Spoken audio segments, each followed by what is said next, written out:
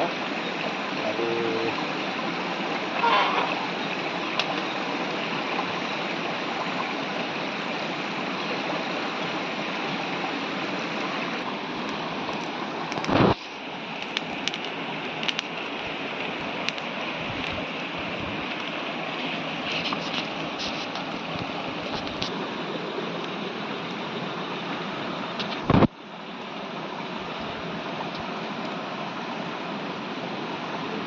देखिए बहुत तेज होने वाला है।